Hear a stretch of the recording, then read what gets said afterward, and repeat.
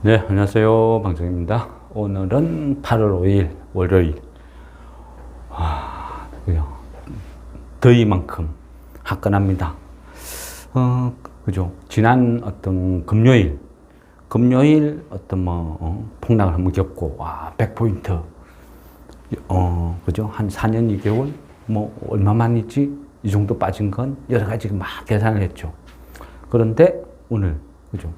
그거는 애교야 하고 단방에 무너뜨렸죠. 그죠?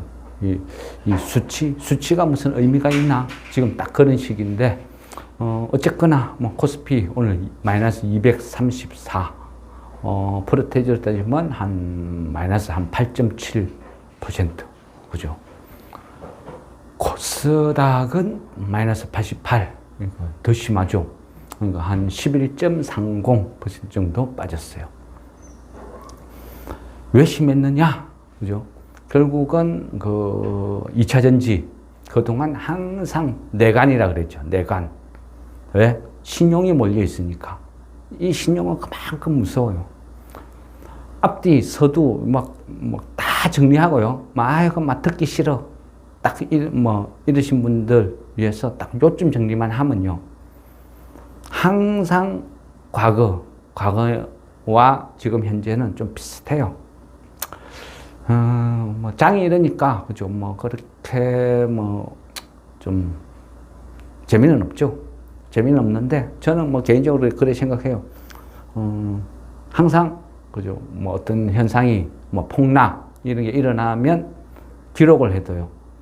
왜? 지금 현재는 기분이 나쁘지만, 하기 싫지만, 그죠? 이후에, 또 1년 후에, 2년 후에, 지금 이 순간, 이 기록들이 저한테는 도움이 될 수 있거든요. 그래서 항상 주식 일지를 쓴다는 마음으로, 장이 좋든 나쁘든 기록을 남기는 편이고, 왜 이런 일이 벌어졌는지, 면밀하게 분석을 해서 이유를 남겨두는 거죠. 첫째는 저의 생각, 그리고 이후, 시간이 지나면 결과가 나오죠. 왜 그랬는지. 지금은 몰라요. 여러 가지, 그죠. 이러지 않을까, 그죠. 근데 지나고 봐야 아는 거죠. 그죠. 여러 가지, 감안을 해볼 수 있지만, 엔캐리, 청산. 그것도 지금으로서는, 그죠. 추정이죠. 추정. 알 수는 없다. 결론적으로 오늘 보면, 그죠. 상상하지 못할 대폭락을 했어요. 코스피 같은 경우 상승 종목이 겨우 11개 상승. 코스닥은 25개 상승. 다 빠졌죠. 초토화, 볼 게 없어요. 그나마 조금 나은 건요, 수급적인 측면에서 현물 시장에서는 외인들이 코스피 한 1조 5천억 팔았어요. 그런데 그 선물에서는 막판 플러스 반전시켜가지고, 한 3천억 정도 매수로 돌아섰다. 그 정도? 그 외에는, 그죠? 어떤 희망이라고 해봐야 볼만한 게 없어요. 여러 가지 요소가 있겠죠. 근데요, 결국은 이 주식이라는 거는 따지고 보면 수급이거든요, 수급. 그죠? 사고자 하는 어떤 힘과 팔고자 하는 힘에 대한 충돌. 여기에서 누가 강하냐? 그래서 얘가 항상 균형을 이루어야 된다. 그랬는데 지금은 균형이 다 깨어져 있죠. 어찌 보면 굳이 경기 침체가 아니래도 이미 예고돼 있었다. 짤짤한 좀 약하게 10번 뚫을 맞느냐, 시계 야구방망이를 한 대 맞았냐, 어떤 그 차이, 그 정도 아닐까? 그죠? 가장 모든 경제적으로 악재, 호재, 이거저거 다 떠나서 가장 중요한 거는 결국 수급이거든요, 수급. 근데 이 수급이 무너져 있었죠. 가장 중요한 거는 기관들의, 그죠? 만행, 배신, 본분망각. 그러니까 기관들이 본인들의 어떤 행동 의지, 이런 게 없어요. 그러니까 최소한의 어떤 지수 방어, 국장 방어, 이런 개념도 없다는 거예요. 그냥 내팽개친 거죠. 나는 모르겠다. 나는 그냥 코스피가 코스닥이 폭락을 하든지 말든지 그냥 나는 모른다. 내하고 상관없다. 오로지 도박판으로 열심히 푼돈 열심히 모아서 부자 될 거야. 그런 개념. 그러다 보니까 그죠? 계속 수급이 꼬여 있었죠. 거기에다가 카운터 펀치 날린 것은 또 금투세. 금투세 지금 그죠? 뭐 어떤 경제, 민생 이런 건 관심 없어요. 서로 막 당파 싸움 하기 바쁘죠. 권력 잡기 바쁘고. 그러다 보니까 금투세 누가 거론도 안 해요. 그 당에서 그죠? 일부 정리가 돼야 되겠죠. 정리가 되어야 그 이후에 뭔가 하려겠죠. 그러다 보니까 앞전부터 말씀드렸잖아요. 한 8월 17일 이후나 되어야 민주당 내부에서도 금투세 거론이나 하지 않을까. 그전에는 좀 힘들 것 같다. 왜? 당권 잡기, 그죠? 바쁘니까. 그리고 별 신경 안 쓴다 그랬죠. 그게 개인들의 단점. 그죠? 개인들은 어떤 의지, 생각, 분노 이런 건 있어도 실제 행동, 실천을 안 한다는 거죠. 그게 어찌 보면 큰 문제다. 그래 말씀을 드렸죠. 어쨌거나 지금은 금투세는 아직까지는 그죠? 시기상조. 주식이 폭락을 하든지 말든지 신경을 안 쓴다. 그게 민주당의 지금 그죠? 제한 현실이다. 또 그러다 보면 민주당 지지자들 또 그죠? 이 부분을 이야기하면 또 더운 날 더 열받으니까. 근데 어쨌든 지금으로 보면 그죠? 수급이 무너져 있고 새로 유입되는 돈은 없는데 계속 신규주 도박판으로 해서 새로운 주식을 계속 밀어요. 계속 밀으니까 수급이 안 무너질 수가 없어요. 그러니까 코스피보다는 코스닥이 더 비참하고 약하죠. 내일도 보면 그 아이빔 테크놀로지라 해서 하나 등록돼요. 그럼 내일도 그죠? 기관들은 도박판 준비하겠죠. 개인들이 정신 차리려면 그죠? 여기 이런 쪽에 참여를 안 해야 돼요. 무시해야 돼요. 너네들이 도박판을 하든지 말든지 기관 너네끼리 놀아라. 이런 식으로 흘러가야 되는데 그래야 이 도박판 나쁜 짓을 안 할 건데 말려든다는 거죠. 지금같이 폭락하면 개인들은 이래 죽나 저래 죽나 이판사판해가 또 덤비들 거예요. 그러면 그나마 있는 그죠? 푼돈마저 또 다 잃게 되는 거죠. 내일 어떻게 하는가 한 두고 볼 일이죠. 어쨌든 기관들도 신규주 도박판으로 왕창 손실을 입고 한 번, 두 번 잃고 나면 이런 짓을 안 할 건데 이게 가장 큰 문제, 그죠? 그런 식이라는 거예요. 지금 그죠? 경기 침체, 모든 게 경기 침체가 원인이다, 이런 식으로 해요. 근데 이 부분도 그죠? 저는 개인적으로 이래 생각을 안 한다 그랬죠. 왜냐하면 그죠? 경제 지표나 이런 거 여러 가지를 말씀을 드리잖아요. 이래서 나는 그 동의를 못 하겠다. 그래 하는데 지금 그 정권과 뉴스는 오로지 그저 몰아붙여요. 걔네들의 도박판 수급을 무너뜨리고 이런 행태는 아무도 말 안 해요. 전부 입 딱 닫고 조용하죠. 이거 하나 잘 걸렸다. 그래서 오로지 경기 침체 이쪽으로 계속 몰고 가요. 그럼 경기 침체가 그죠?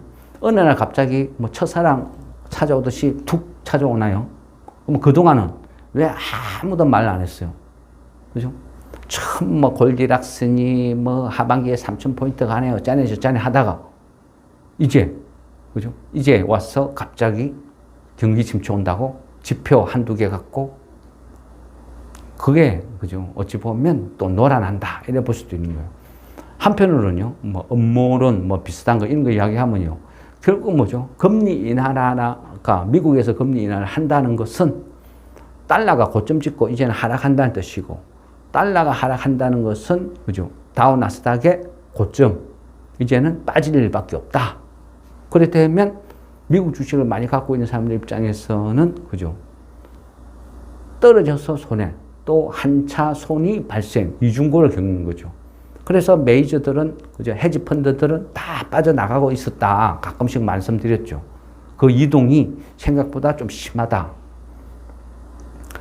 그런데 아니나 다를까, 그죠? 이제 슬슬 정세가 나타나요. 결국은 뭐냐 하면요. 항상 그래요. 어느 시장이든 개인들이 열광하고 한장하고 미쳐버리면 항상 고점이었다. 그런 생각을 해요. 우리 주식시장도 바이오도 그렇고 2차 전지도 그렇고 그죠? 2차 전지도 보세요. 실적 없는 거라고 빈 껍데기라고 그런 애들이 대장하고 있으니까 계속 힘들다. 수도 없이 말씀을 드렸죠. 그렇지만 개인들은 그런 행동 안 하죠. 테슬라 올라면 사고 뭐 테슬라가 뭐 호재 하나 나오면 사고 그죠? 아무 이유 없어요. 그냥 시장 수준이 그래요.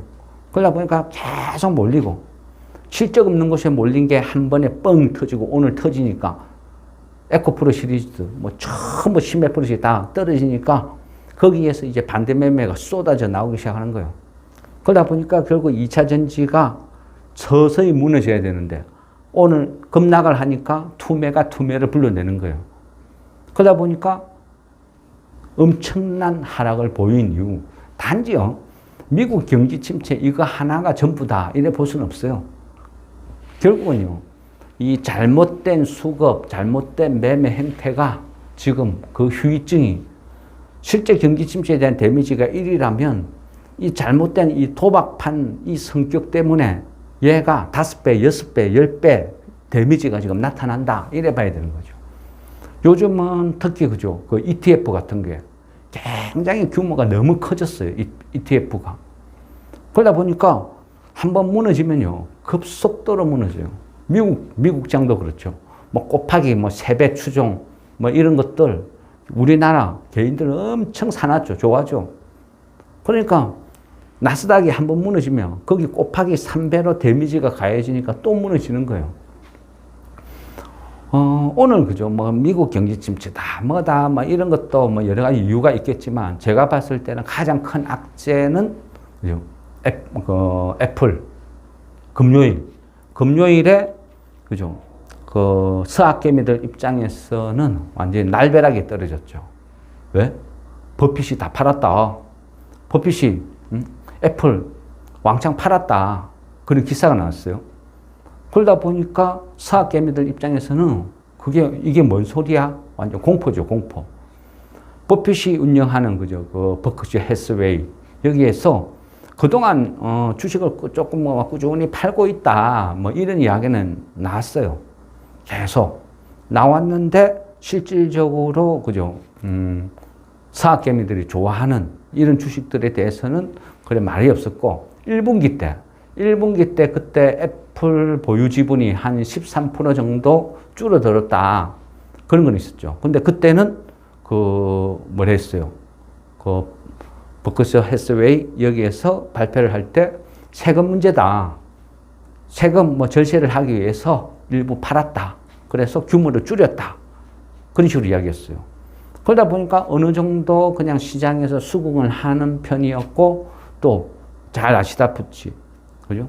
잘 아시다시피 다우 나스닥은 계속 1분기 그죠? 2분기 거진 전반기 계속 끝없이 올랐어요. 거기에 가장 큰 1등 공신들이 서학개미들 그리고 우리나라 정권회사 연기금 국내 주식 국장 안 돼 다 팔고 막 끝없이 밀고 들어갔죠. 뭐 테슬라도 그렇고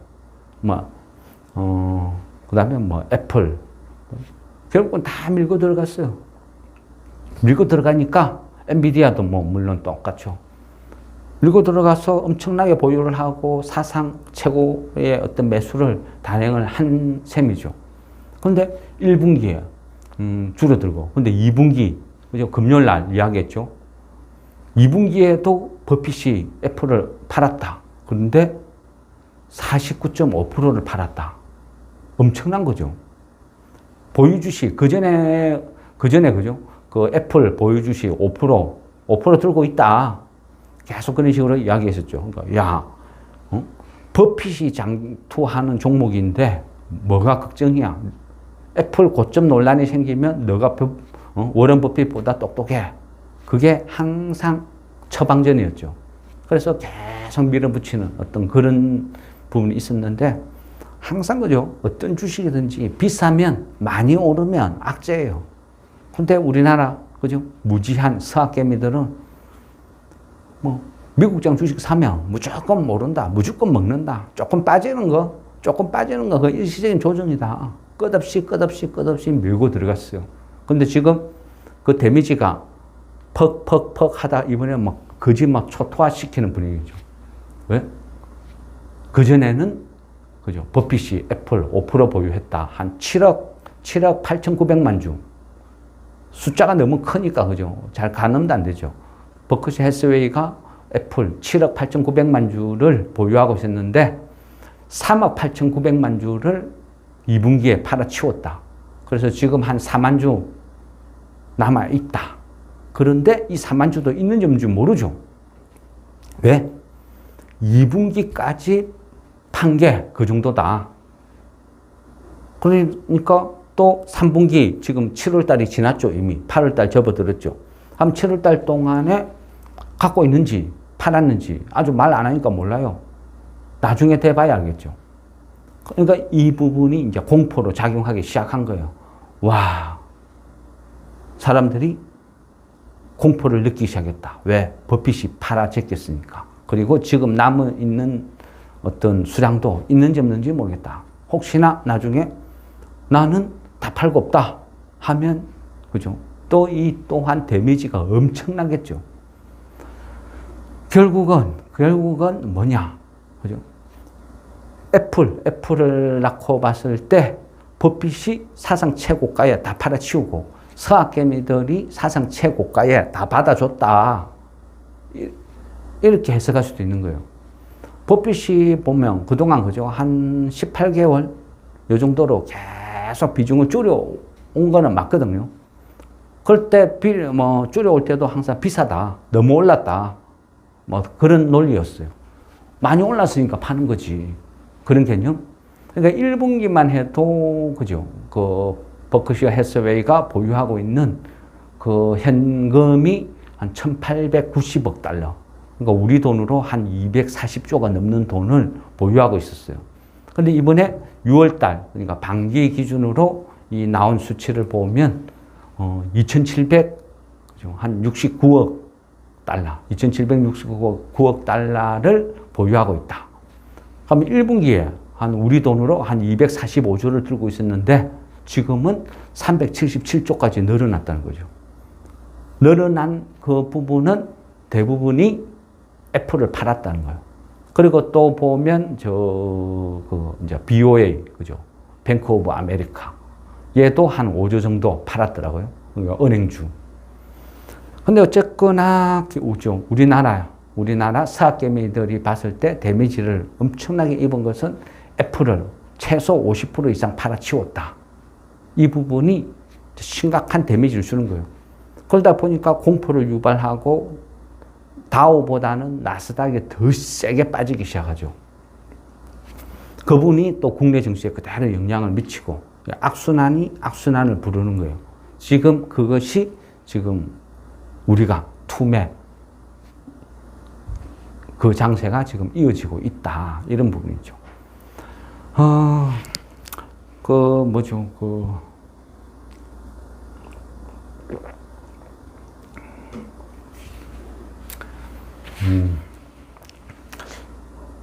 그거 질문하신 내용이, 경기 침체. 경기 침체에서 그 샤메 법칙이 요즘 많이 나오더라. 그러니까 미국이 경기 침체다. 경기 침체인데 근거는 샤메 법칙이다. 주식시장은요, 항상 이런 걸 잘 만들어내요. 예전에는요, 반도체가 끝없이 호황기를 누릴 때는 황해 법칙이라고 있어요. 황해 법칙.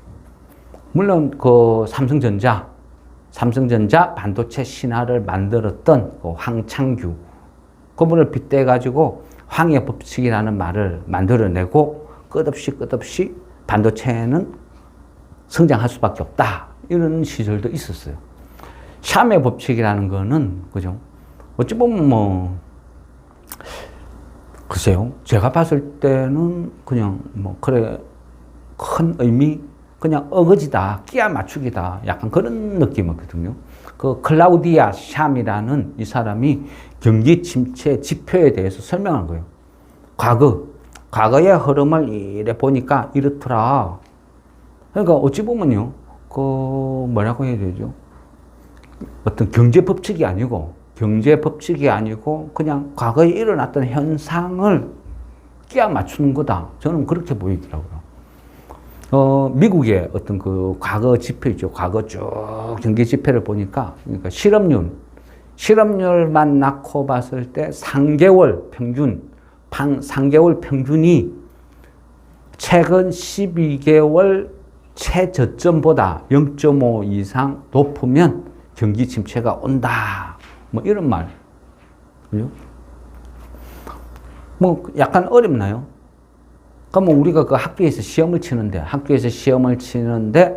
내가 1년 동안 영어 시험을 쳤어요. 매달 영어 시험을 쳤는데 1년 동안 쭉 치는데 거기에서 뭐 90점도 받고 100점도 받고 했는데 쭉 했는데 1년 동안 내 시험을 친 거 중에서 제일 점수가 낮은 게 한 70점이다. 70점인데 최근 3개월 동안 평균 영어 점수가 한 65점 이하로 막 형성이 되기 시작한다. 그러면 침체다. 뭐 그런 말이죠. 뭐 어찌 보면 지극히 당연한 말이죠. 무슨 법칙도 뭐 어떤 경기 지표도 아니고, 그죠? 어찌 보면 지극히 당연한 말 아닌가요? 그죠? 그런데 가면 이게 경제라는 게 과거와 현재와 미래가 항상 같을까요? 끝없이 변하는데, 대상이 변하는데, 지표가 변하는데, 모든 게 변하는데요.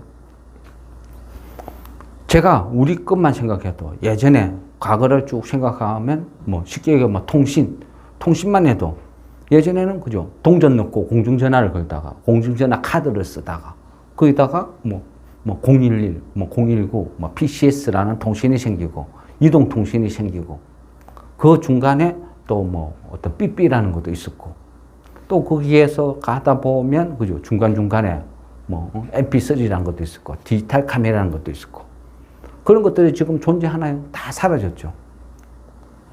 그 더 나은 것이 나오니까. 그래서 이 경제라는 거는 규모의 경제, 대상의 경제, 이거는 세월이 지나면서 끝없이 바뀌는 거예요. 바뀌는 건데, 그 샤메 법칙이라는 것은 과거와 현재와 미래를 동격으로 보는 입장에서 그냥 단순 평균치지. 이게 제가 봤을 때는 제가 이 수치를, 샤메 법칙을 글로 한번 그냥 쭉 읽어봤는데 제가 완벽하게 이해를 했다. 그러면 이거는 법칙도 뭐도 아니라는 거죠. 그냥 단순한 현상을 적어 놓은 거다. 근데 지금 경기 침체를, 그죠? 실업률을 샤메 법칙이라는 뭐 이런 것들을 갖다 붙여가지고 이걸 근거로 침체가 온다 밀어붙인다는 거예요. 저는 입장에서는 저는 이제 개인적으로 이거는 동의 못해. 약간 그런 입장이었죠. 그리고 앞전에 그죠. 토요일에 뭐 여러 가지 뭐 경제 지표 상황 제가 생각하는 거 요거는 너무 추상적이야. 이런 것도 말씀을 드렸어요. 하면 실업률이란 것도 그래요. 우리가 실업률이 단지 뭐 4.1에서 4.3 뭐 숫자를 딱 내밀면 그 단지 그 숫자로 끝내면 안 돼요. 그죠? 실업률이 뭐 4.1에서 4.3 증가하니까 경기 침체다. 실업률에도 여러 가지 원인이 있었어요. 있죠. 제가 뭐 실업률, 이번에 발표된 미국의 실업률에 대해서도 그렇게 깊이, 이거를 이렇게 좀 침체라고 단정 지을 수 있나? 약간 의구심을 느꼈던 것도 뭐 단지 뭐 4.1, 4.3 숫자만 본 게 아니고 그 속을 한번 쭉 봤단 말이죠. 보고 나서, 이거는 약간 오류가 많다, 모순이 있다. 그렇게 생각했어요. 우리가 그 실업률이라는 것도 이거를 쭉 세분화시키 보면요. 여러 가지 요소가 있어요. 언제, 어떻게, 어떤 식으로 하냐에 따라서 다 틀려요. 그죠? 미국 시장은 우리하고 평생 고용 이런 개념이 아니거든요. 그러다 보니까 이직과 실직, 또 신규 취업, 이 비율이 항상 요동을 쳐요. 그리고 흔히 그 학교에서 졸업 시즌과 또 어떤 직장에서 신규 채용 시기 그런 것들도 우리하고는 좀 틀리고 개념이. 실업자라는 것도 그죠. 미국 시장에서는 일시해고라는 게 굉장히 빈번해요. 이번 달은 일이 많겠다 싶으면 일반적으로 사람을 끌어모았다가 다음 달에는 휴가 시즌이니까 일거리가 그래 많이 없다 싶으면 또 다음 달에 쉬고 그 다음 달에 와. 그게 아주 자연스럽다는 거예요. 그리고 뭐, 그죠? 뭐 1년 계약 아니면 6개월 계약 이런 식으로 단기 파트로 해서 계약하는 계약 만료에 따른 실업률도 굉장히 많이 보이고, 어느 정도 나이가 차서 완전히 연구 실직하는 이런 경우도 뭐, 그죠? 뭐 있기는 있겠죠. 근데 거기 부분, 그런 부분도 여러 가지 요소가 갈린다는 거예요. 실업도 이래 구분을 해보면요. 진짜 경제가 안 좋아가지고 어렵고 힘들다. 이럴 때는, 그죠? 해고죠, 해고. 경제활동 인구가 뭐 신규로 뭐 투입되고 아니면 해고를 당해서 완전히 사라지고 이런 부분이 있을 것이고, 아니면 그 요즘 같은, 그죠? 여름, 더울 때 누구나 다 일하기 싫죠. 또 휴가 시즌에는 놀러 가고 싶죠. 이럴 때는 또 자발적 사직이라는 게 있어요. 그래서 어떤 실업률을 단지 4.1, 4.3 이런 식으로 구분하는 게 아니고 거기에서 어떤 형태의 실업이 많이 발생했는지, 얘는 자발적 사직인지 아니면 뭐 연구 실직인지 어떤 산업 자체에 문제가 있는 건지 여러 가지를 봐야 되는 거예요. 우리도 잘 알다시피 미국 경제가 지금 어때요? IRA 해가지고 삼성부터 해가지고, 그죠? TSMC다, 현대다, 어디야, 전 세계 메이저급, 그죠? 대기업들은 전부 미국에 가가지고 엄청난 공장을 짓고 있죠. 얼마 전까지 기사만 봐도요, 삼성에서 노동자, 고급 노동자를 구하지를 못해요. 그래서 TSMC하고 서로 임금 더 많이 주면서 경쟁을 펼친다. 그럼 미국에서는 골라잡아. 마음껏, 그죠? 고급 직장을 골라잡아 하는 진짜 골디락스 세상이 왔다. 그게 비일비재했어요. 그럼 지금 IRA 그게 100% 폐기돼가지고 삼성에서 공장 짓는 거 포기했나요? 현대에서 공장 짓는 거 포기했나요? 점점 더 시간이 지나면서 점점 더 노동력, 그죠? 공급에 문제가 오히려 생길 거예요. 지금요, 쉽게 가지고 단적으로 지금 우리나라만 봐도 어때요? 그죠? 미국은 우리보다 더 심해요. 뭐가? 기후, 역대급 폭염. 저번 주 주말만 봐도 미국 서부에서 7월 달 기후가 역대급이었다. 그리고 미국 전역을 봤을 때, 도시 92군데가 위험 지역으로 선포가 됐어요. 그 말은 우리도 요즘 보면 맨날 문자 날라오죠. 폭염주의보. 미국도 똑같다는 거예요. 맨날 폭염주의보가 날아가면서 일을 못한다. 스톱해라. 그런 식으로 도시 92곳이 대부분 폭염으로 생산이 스톱, 마비되는 이런 상태다. 미국의 데스밸리 이런 데는요. 데스밸리 이런 데는 그죠. 캘리포니아에 있는데 그쪽 지역은 한낮 최고 기온이 53도까지 올라갔어요. 그래서 기상 관측 이후에 역대급이다. 막 계속 날라오죠. 그러다 보니까 어떻게 돼요? 이상 고온 기후 때문에 대부분의 어떤 기업들이 일시적으로 생산을 스톱해요. 그리고 휴가를 실시하고 이런 부분이 겹쳐서 연구실직이나 이런 해고가 아닌 일시해고, 일시적인 휴직 이런 것들이 대부분 작용을 했다. 그래서 실업률이 약간 높게 나왔다. 저는 그래 판단을 했어요. 그래서 이거는 그렇게 위험한 시그널이 아니야. 무시해도 돼. 그런 식으로 판단을 한 거죠. 그런데 어쨌든 전 세계는 지금 몸살을 앓고 있어요. 그죠? 미국의 실업률이 경기 침체를 부르고 본격적으로 전 세계는 경기 침체로 이어질 거야. 그러면서 실제 현상이 나타나기 시작해요. 근데 이거는요, 항상 주식시장에서 나타나는 현상 보면 핑계예요, 핑계. 월가가 만들어내는 찌라시, 핑계. 그게 전 세계가 놀아나는 거예요. 힘이 없는 데는 당하는 거죠. 그죠? 대국이, 옛날에 중국이, 그죠? 황제가 바뀌면, 그 외에 속국들은, 약한 나라들은 엄청난 고통을 당하듯이 일종의 그런 흐름이다. 저는 그래 보는 거예요. 그래서 지금은 결과적으로 보면요, 미국에서, 그죠? 어떤 메이저들이 아주 비싼 가격에 사상 최고가의 엔비디아, 애플, 인텔 모든 주식들, 빅세븐이나 하는 테크 주식들, 이런 주식들 우리 서학개미들한테 사상 최고가에 다 팔아치우고 걔네들은 이동을 해야 된다. 근데 어디로?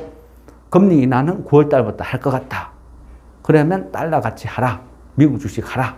그러면 아시아 시장으로 이동해야 되는데 가급적이면 더 싸게 사야 되겠다. 싸게 사기 위해서는 어떻게 해야 돼? 공포를 심어두자. 그런 진행 과정, 저는 그렇게 보여요. 그래서 뭐 버티면 된다, 버티면 된다 했던 거죠. 근데 결과적으로는 그 버티는 그 과정이 엄청나게 고통스러워요. 왜 고통스럽냐? 우리는 그 신용이 그죠? 그 털리기 시작한다. 그러면 급락을 부른다. 근데 이 신용이라는 것도 정확하게 그죠? 가늠을 못 해요. 왜? 반대 매매가 어느 주식이 얼마만큼 쏟아져 나올지 예상을 못 한다는 거죠. 에코프로 왜 내 계좌에 뭐가 있는지 알 수가 없다. 그런 개념이라는 거예요. 그래서 신용 반대 매매 때문에 생각보다 큰 데미지가 지금 얻어 터지고 있다. 맞고 있다. 고통을 준다. 지금 이런 식이거든요. 한편으로 보면요. 그 국장이 살기 위해서는 그동안 계속 언급했죠. 싫든 좋든 이 국장이라는 것은 그죠? 경쟁을 해야 돼요. 미국 주식과 경쟁해야 되고, 코인과 경쟁해야 되고, 신규 도박판과 경쟁해야 되고, 신용 미수와 경쟁해야 되고, 2차 전지와 경쟁해야 되고, 여러 가지 경쟁 요소를 가지고 거기에서 승리를 하고 이겨야 수급이 몰린다는 거예요. 일단은요, 당장, 그죠? 데미지가 가해지는 그런 것은 위험 요소가 가장 큰 게 따지고 보면 코인이거든요. 코스닥보다 더 위험한 게 어찌 보면 위험 요소가, 그죠? 큰 시장이 코인입니다. 말이죠. 공포. 사람들이 느끼는 공포감은 훨씬 커요. 실체가 없으니까. 그래서, 코인도 지금, 그죠? 한 13%? 비트코인이 한 13%인가? 이렇게 급락을 하고 있어요. 코인 무너져. 그리고, 그죠? 그 서학개미들, 이제, 그죠? 다우보다, 그죠? 다우가 한 마이너스 1%라면 나스닥은 한 6%씩 이래 빠지기 시작하죠. 결국 뭐냐? 그 또한 수급이죠. 그리고 비싸다는 거예요. 많이 올랐으니까 그냥 더 심하게 빠진다. 이래 보는 게 저는 맞다 싶어요. 버핏이 무슨 특별한 악재, 뭐 애플이 미래가 없다. 그죠? 그런 관점에서 팔았다. 저는 그렇게 생각 안 해요. 버핏은요, 항상 현명해요. 가고 냉정하죠. 많이 올랐으니까, 비싸니까 팔았다 생각해요. 만일 애플이 미래가 없다 생각하고 버핏이 팔았다 하면 저는 대형 호재라 생각해요. 무조건 삼성전자를 풀배팅 들어가겠어요. 경쟁업체니까. 세상에서 경쟁업체가 딱 2개 있는데 애플이 망한다. 그래 보면 삼성전자 입장에서는 초대형 호재죠. 단지 버핏이 뭔가를 팔았다 하면요. 거기에 대해서 심각한 고민, 저는 그렇게 암호를 해독하듯이 하는 거, 그건 잘못됐다 싶어요. 버핏은 어찌 보면요. 되게 단순했어요. 지금까지 한 어떤 과정, 그리고 과거에 어떤 버핏 관련된 책들을 읽어봐도 항상 이 사람은, 그죠? 싸면 사고, 비싸면 팔고, 그거였어요. 지금 애플이 사상 최고가, 비싸니까 서학개미들이 열심히 사서 엄청나게 올랐으니까 매수하고 나서 한 5배 올랐는데 팔아쳐야죠. 자기가 생각해도 너무 비싸다 생각되니까. 그래서 파는 거예요. 특별한 악재 없다. 저는 그렇게 생각해요. 그러다 보니까 계속 현금을 왜 쌓아뒀어? 현금을 377조를 쥐고 있다? 왜? 이 또한요, 단순하게 생각해요. 왜? 비싸니까. 많이 올랐으니까 계속 팔았어요. 팔다 보니까 현금이 많아진 거예요. 그런데, 그죠? 앞전에 일본 종합상사 주식들 막 사고 할 때 버핏이 그런 이야기 했죠. 야, 주식 너무 어려워. 나는 앞으로 미국 외에 다른 나라 주식은 안 할 거야. 왜? 내한테는 어려워. 그래서 나는 안 할 거야. 미국 주식만 할 거야. 그런 관점이에요. 그러니까 미국에 있는 모든 주식이 비싸니까 계속 팔았고, 팔다 보니까 현금이 377조가 쌓여 있는 거예요. 그 외에는 특별하게 어거지로 끼워 맞추게 해석 이런 거 안 하고 싶다. 그런 생각 들어요. 그죠? 그 버핏의 단자, 그 찰리 문거, 이분도, 그죠? 예전에 그랬잖아요. 주식 팔고 7년 동안 쉬은 적이 있어요. 7년 동안 뭐 했어요? 책 읽었는데요. 왜? 사고 싶은 주식이 없었어. 그런 말 했죠. 포핏도 항상 하는 얘기예요. 싼 게 없으면 안 산다. 가격이 마음에 안 들면 안 산다. 비싸면 판다. 항상 그 논리죠. 그래서 이번에도 뭐 그런 거다. 그런 과정이다. 그 과정에서, 그죠? 뭐, 비싸게 산 서학 개미들만 결국은 피본 거예요. 부핏은 덕분에 비싸게 팔아먹은 거고, 그게 결론이다. 그 외에는 없다. 그런 식이에요. 과연 이거 실업률, 이 수치가 맞나? 글쎄요. 저는 아직도 뭐 어떤 뭔가 단순히 숫자만 보는 게 아니고 그 속을 막 뜯어보면서 제가 스스로 판단을 하죠. 그러다가 뭐 결과가 안 좋으면 선무당이 될 수도 있는 것이고, 그 부분이 지금 어찌 보면 약간 저 역시도 약간 혼란에 빠지게 하는데, 근데 저는 그런 생각이 아직까지는 어떤 경기 침체 뭐 이런 식으로 해석을 하고 싶지는 않다. 그토록 기다리던 그죠 금리 인하인데 왜 세상은 이 난리죠? 왜 갑자기 금리 인하는 사라지고 금리 인하보다 더 무서운 경기 침체 온다. 그런 식으로 해석을 하죠. 그 경기 침체의 근거, 뭐 샴의 법칙, 아니면 실업률, 그 숫자만 보지 말라는 거죠. 그 속을 분해해 보면 이거는 뭔가 트릭이 있는 것 같다. 저는 아직도 그렇게 생각을 해요. 그래서 지금은 뭐 과도하게 한 방에 빠바바바 빠지죠. 엄청나게 빠지죠.